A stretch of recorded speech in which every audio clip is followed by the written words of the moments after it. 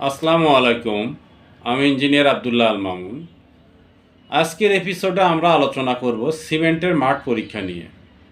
মাঠে কি কি পরীক্ষা করে আমরা বুঝতে পারবো যে সিমেন্টটি ভালো সিমেন্ট। ভালো সিমেন্ট পরীক্ষা করার জন্য যদি আমরা এক ব্যাগ সিমেন্টের মধ্যে নিজের হাত প্রবেশ করাই, তাহলে ভালো সিমেন্ট হইলে ঠান্ডা অনুভূত হবে। ভালো সিমেন্ট দু আঙ্গুলের মাঝখানে নিয়ে ঘষা দিলে পিচ্ছিল মনে হবে, দানাদার হলে সিমেন্টটি ভালো নয়।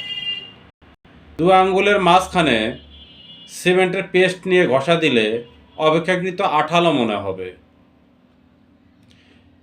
এক মুষ্টি সিমেন্ট নিয়ে যদি আমরা কোনো এক বালতি পানিতে ছেড়ে দেই, ভালো সিমেন্ট হলে তা ডুবে যাবে, আর খারাপ সিমেন্ট হলে ভেসে থাকবে।